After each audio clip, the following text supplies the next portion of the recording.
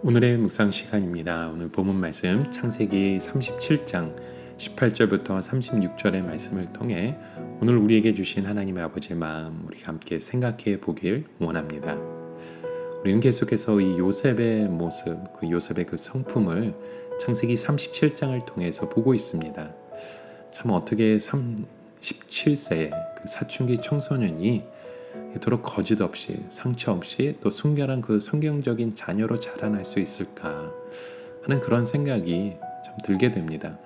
물론 하나님이 이 요셉과 함께 하셨기 때문에 또 요셉이 어렸을 때부터 그 하나님을 신뢰했기 때문에 이런 하나님의 자녀가 되어갔겠죠. 그래서 그의 나이 30에 애굽의 그 총리 대신이 될 정도로 그는 정치적이고 또 능력 있는 또 실력 있는 하나님의 사람이었습니다. 이런 요셉은 그 가운데 꿈과 리더십과 지혜와 실력이 있는 그 하나님의 사람이었다는 겁니다. 참 그렇지만요, 이러한 그 요셉의 그 순종 앞에 기다리고 있던 것들은요, 앞으로 우리가 함께 보는 말씀을 통해서 보겠지만요, 축복이 아니었다는 겁니다. 이 요셉이 그렇게 애를 써서 찾아간 그 형들은 요셉을 환영하지 않잖아요. 오히려 요셉을 죽이려고 음모를 꾸미는 모습을 오늘 본문 18절부터 20절에 이렇게 이야기하고 있습니다. 18절을 제가 읽어드립니다. 요셉이 그들에게 가까이 오기 전에 그들이 요셉을 멀리서 보고 죽이기를 꾀하여 서로 이르되 꿈꾸는 자가 오는도다. 자, 그를 죽여 한 구덩이에 던지고 우리가 말하기를 악한 짐승이 그를 잡아먹었다 하자 그의 꿈이 어떻게 되었는지를 우리가 볼 것이니라 하는지라. 자, 요셉이 나타나자마자 형들은 요셉이 무슨 메시지를 가져왔는지에 대해서 궁금해하지도 않습니다. 그냥 보자마자 죽을 군의부터 하죠. 요셉이 얼마나 형들에게 미움을 샀는지 알 수 있는 대목입니다. 자, 왜 이런 상황 가운데 있었을까요? 바로 그 이유 중에 하나가 아버지의 편애 때문이었죠.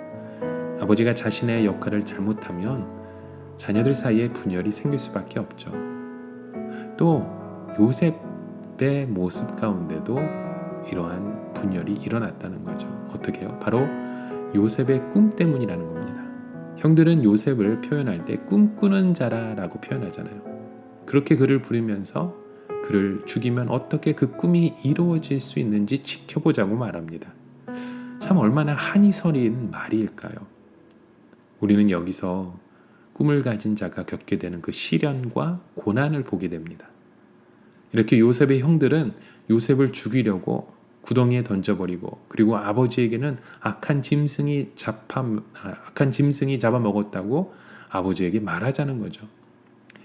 자, 이런 상황 가운데 형제들이 의견이 분분하죠. 21절과 22절에 이렇게 기록되어 있습니다. 르우벤이 듣고 요셉을 그들의 손에서 구원하려 하여 이르되 우리가 그의 생명은 해치지 말자.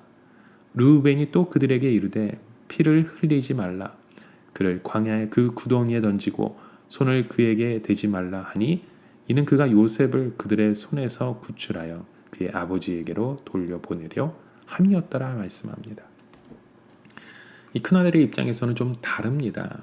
자, 이렇게 혼을 내주되 죽이지는 말자는 거죠. 자, 그러나 요셉을 살려두면 아버지에게 그 형들이 한 짓을 모두 다 잃을 텐데 그러니 살려둘 수 없다는 의견으로 쏠렸던 겁니다. 그래서 큰형 르우벤은 어쩔 수 없었죠. 그러나 이 르우벤은 생명만을 상하지 말자고 주장합니다. 또 이어서 13절과 24절에도 이렇게 말하죠. 요셉이 형들에게 이르되 그의 형들이 요셉의 옷 곧 그가 입은 채색 옷을 벗기고 그를 잡아 구덩이에 던지니 그 구덩이는 빈 것이라 그 속에 물이 없었더라 라고 말합니다. 참 요셉이 얼마나 이러한 충격을 받았을지 생각이 됩니다.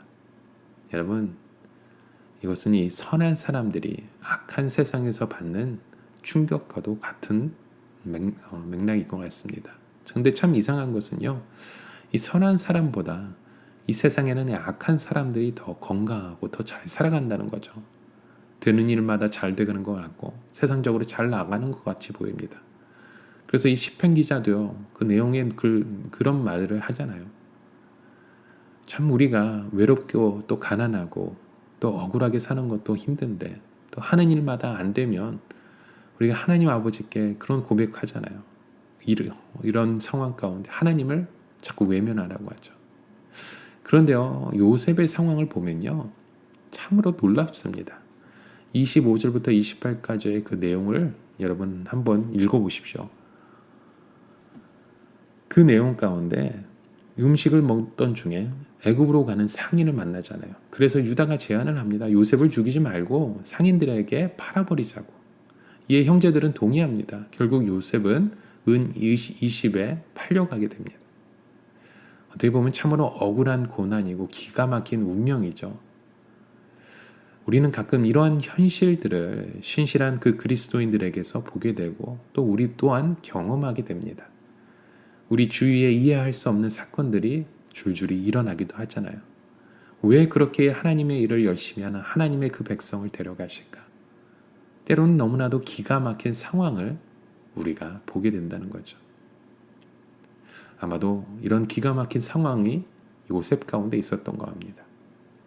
자, 다시 본문으로 돌아와서 르우벤이 돌아보니 요셉이 이미 팔려가고 없었다는 거예요. 29절부터 30절에 말씀합니다. 르우벤이 돌아와 구덩이에 이르러 본즉 거기에 요셉이 없는지라 옷을 찢고 아우들에게 되돌아와서 이르되 아이가 없도다 나는 어디로 갈까라고 말하죠. 르우벤은 통곡을 합니다. 그리고 아버지 야곱에게 이 슬픈 소식을 전하죠. 31절부터 35절의 내용이 그 내용입니다. 이것이 요셉에게 주어진 운명이었고 또 비극이었죠. 왜 이런 일들이 일어났을까요? 왜 이런 일이 순결한 꿈을 지닌 요셉에게 일어났을까? 때로는 우리가 아무리 질문해도 어느 하나도 시원한 대답을 들을 수 없는 그런 상황 가운데 우리가 종종 빠질 때가 있습니다. 여러분, 우리는 예수 그리스도를 믿지만 때로는 우리가 이해하지 못하는 일도 이곳에서 일어나고 또 이곳에서 내가 원하는 대답, 그 시원한 대답을 얻지 못할 수도 있다는 것을 기억하시기 바랍니다.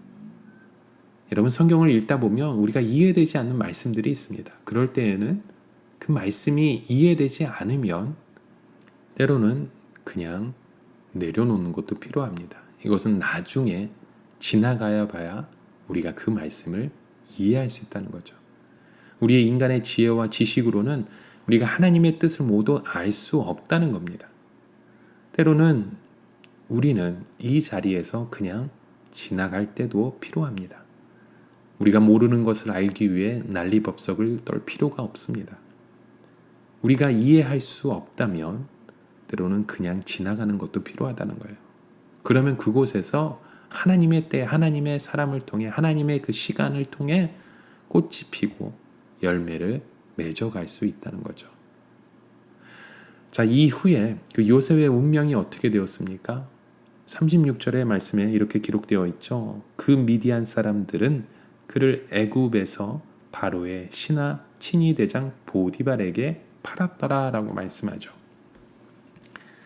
자, 세상 사람들이 말할 때 팔자소간이라는 표현을 합니다. 자, 놀라운 것은 이 요셉이 바로 이 팔자소간의 말처럼 팔려 나갔는데 하필이면 애굽의 시위 대장 집에 팔려 갔다는 거예요.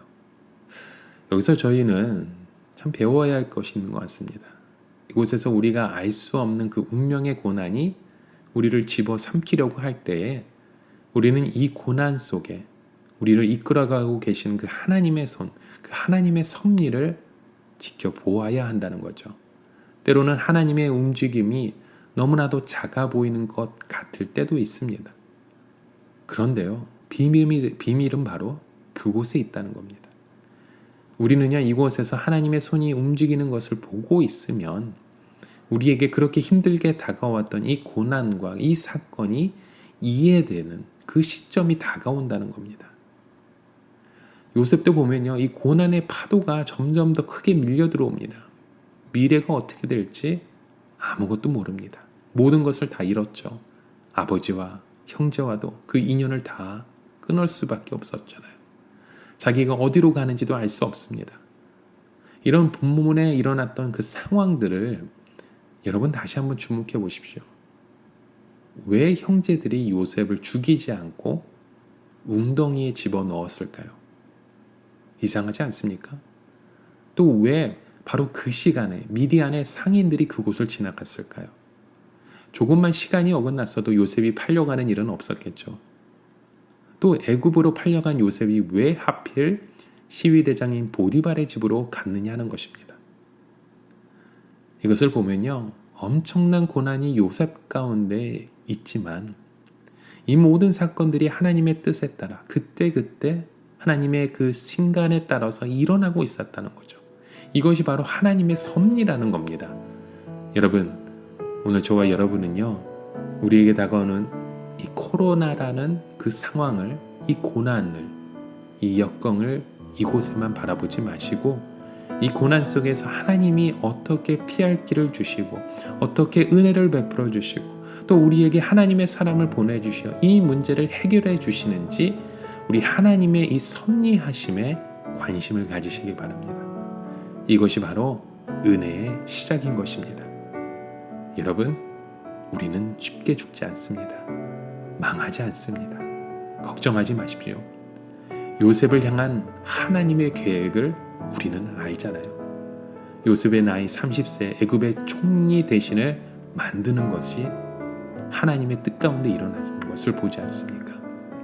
이렇게 요셉의 생에 하나님이 어떻게 간섭하여 주시고 만져주시고 보호하여 주시고 위로하여 주시고 인도해 주신 그 하나님의 손길을 우리가 볼 수 있다는 겁니다. 여러분, 이 고난 중에서도 우리를 향해 베풀어 주신 그 하나님의 그 손길, 결코 우리를 이곳에서 좌절시키거나 절망시키지 않고 우리의 부족한 것, 그 연약한 것들을 다 들어서 새롭게 우리를 인도하시는 그 하나님의 섭리를 오늘도 힘써 바라보시길 바랍니다. 그리고 이러한 하나님의 이름을 찬양하십시오. 이렇게 오늘도 하나님의 은혜 가운데 그 손길을 경험하는, 그래서 우리가 함께 승리하는 주님의 백성 되시길 주님의 이름으로 축원합니다. 우리 함께 같이 기도하시겠습니다. 하나님 아버지, 오늘도 우리에게 주신 그 하나님의 말씀을 통해 하나님의 깊고 놀라우신 그 섭리를 바라봅니다. 우리 가운데 일어나는 그 모든 일들 우리가 이해하지 못할지라도 하나님께서 이 모든 것을 계획하여 주시고 이끌어가여 주시고 이곳에서 하나님의 그 손길 가운데 저희와 함께 동행하시는 그 사실을 기억하게 하여 주시옵소서. 이것이 바로 하나님의 은혜의 시작임을 깨달아 알게 하여 주시옵소서. 이 모든 말씀 오늘도 살아 역사하신 예수 그리스도의 이름으로 간절히 기도드립니다. 아멘.